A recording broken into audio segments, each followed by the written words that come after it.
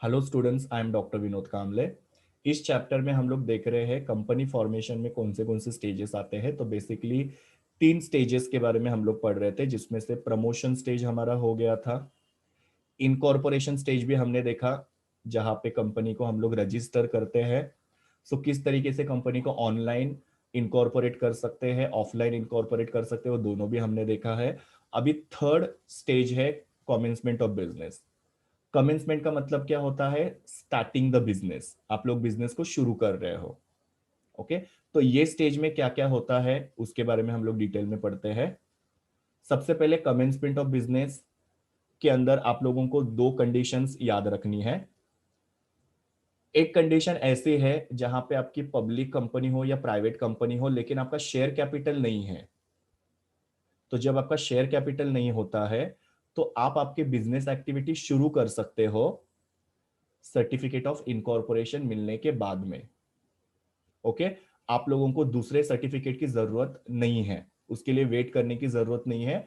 अगर आपका बिना शेयर कैपिटल की कंपनी है तो आप आपका बिजनेस एक्टिविटी स्टार्ट कर सकते हो।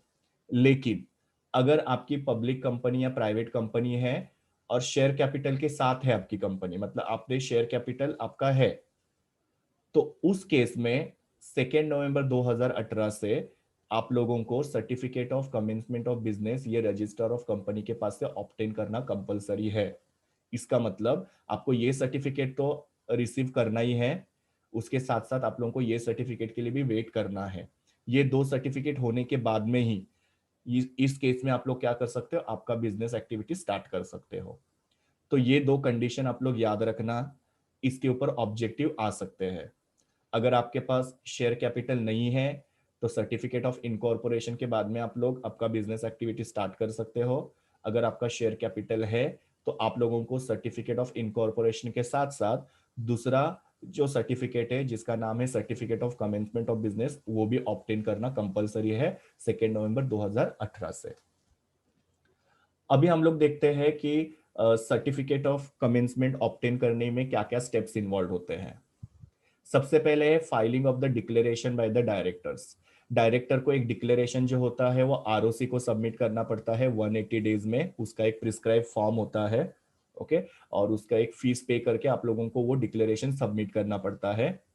ये डिक्लेरेशन में ये लिख के देते हैं डायरेक्टर्स कि जो भी मेमोरेंडम के सब्सक्राइबर्स है, सब्सक्राइबर मतलब मेमोरेंडम के ऊपर साइन करने वाले हैं, वो सबने क्या किया हुआ है, कंपनी के जो शेयर है वो परचेस किए हुए हैं।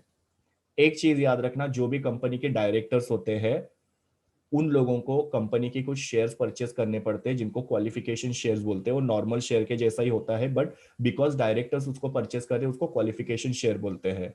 तो हर एक डायरेक्टर को ये क्वालिफिकेशन शेयर परचेस करना जरूरी होता है। ओके, अगर इनकेस वो डायरेक्टर वो शेयर को नहीं परचेस करते तो उनको अपना डायरेक्टर पोजीशन जो छोड़ना पड़ता है। तो वही डिक्लेरेशन यहाँ पे डायरेक्टर्स लिख के देते हैं कि हम लोग ने क्या किया हुआ है, जो भी शेयर से वो परचेस किए हुए हैं। ओके, ये जो डिक्लेरेशन होता है इसको कंपनी के सेक्रेटरी या चार्टर्ड अकाउंटेंट या कॉस्ट अकाउंटेंट जो होते हैं वो एक बार वेरीफाई करते हैं। और वेरीफाई करने के बाद में ये 180 डेज के अंदर, इनकॉर्पोरेशन सर्टिफिकेट मिलने के 180 डेज के अंदर हम लोग को ये जो डिक्लेरेशन है वो आरओसी को सबमिट करना पड़ता है एक प्रिस्क्राइब फॉर्म के अंदर और फीस के साथ। ओके, तो ये एक पहला स्टेप होता है यहाँ पे कि डायरेक्टर्स को डिक्लेरेशन सबमिट करना पड़ता है। दूसरा है file verification of registered office. मतलब हमने देखा था कि कंपनी का जब इनकॉर्पोरेशन होता है तभी अगर कंपनी का रजिस्टर्ड ऑफिस नहीं रहेगा तो इनकॉर्पोरेशन होने के बाद में 30 दिनों के अंदर कंपनी को अपना रजिस्टर्ड ऑफिस का जो एड्रेस है वो आरओसी के साथ रजिस्टर करना पड़ता है। सो यहाँ पे कंपनी वही करती है कि कंपनी का जो भी रजिस्टर्ड ऑफिस है उसका फाइल जो है वो आरओसी से वेरीफाई कराती है। बिकॉज रजिस्टर्ड ऑफिस बहुत इंपॉर्टेंट प्लेस होता है जहाँ पे कंपनी के सारे इंपॉर्टेंट डॉक्यूमेंट जो होते हैं वो मेंटेन किए जाते हैं। और रजिस्टर्ड ऑफिस का एड्रेस जो होता है कंपनी के मेमोरेंडम के अंदर भी रहता है, जिससे लोगों को पता चलता है कि ये कंपनी कौन से स्टेट से बिलोंग करती है या कंपनी का रजिस्टर्ड ऑफिस कहाँ पे है। इनकेस अगर कंपनी के ऊपर कोई केस करना है या कंपनी के साथ कोई कम्युनिकेशन करना है तो रजिस्टर्ड ऑफिस में होता है। तो रजिस्टर्ड ऑफिस बहुत इंपॉर्टेंट रहता है और इसके लिए रजिस्टर्ड ऑफिस का पूरा फाइल जो होता है वो आरओसी के साथ यहाँ पे वेरीफाई कराना पड़ता है। तीसरा है ऑब्टेन लाइसेंस और approval from the sectoral regulator. ना कुछ बिजनेसेस ऐसे होते हैं जिनके सेक्टरल रेगुलेटर्स होते हैं, जैसे बैंकिंग बिजनेस है, इंश्योरेंस बिजनेस है, या कोई भी लिस्टेड स्टॉक एक्सचेंज है। उनके कुछ सेक्टरल रेगुलेटर रहते हैं, जैसे कि रिजर्व बैंक ऑफ इंडिया हो गया, या security and exchange board of India जिसको सेबी हम लोग बोलते हैं। ये सेक्टरल रेगुलेटर्स है। जैसे बैंक है, तो बैंक को क्या करना पड़ेगा, आरबीआई के पास से लाइसेंस या अप्रूवल लेना पड़ेगा। या कोई स्टॉक एक्सचेंज है, तो स्टॉक एक्सचेंज को क्या करना पड़ेगा, सेबी के पास से लाइसेंस या अप्रूवल लेना पड़ेगा। ओके।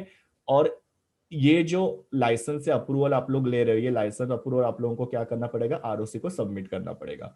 तो कुछ बिजनेस के केस में उनका जो सेक्टरल रेगुलेटर है, उनके पास से भी लाइसेंस और अप्रूवल लेना जरूरी होता है। वो लोग ने अप्रूवल देने के बाद में फिर आरओसी आपको बिजनेस स्टार्ट करने का अप्रूवल दे सकते हैं। तो सब बिजनेस में सेक्टरल रेगुलेटर नहीं होते, कुछ बिजनेस में होते हैं। जैसे मैंने आपको एग्जांपल दिया, जैसे बैंकिंग बिजनेस है आपका, तो आरबीआई आपका सेक्टरल रेगुलेटर हो गया। स्टॉक एक्सचेंज है तो सेबी आपका सेक्टर रेगुलेटर हो गया। तो इनके पास से आप लोगों को वो लाइसेंस से अप्रूवल लेना पड़ता है।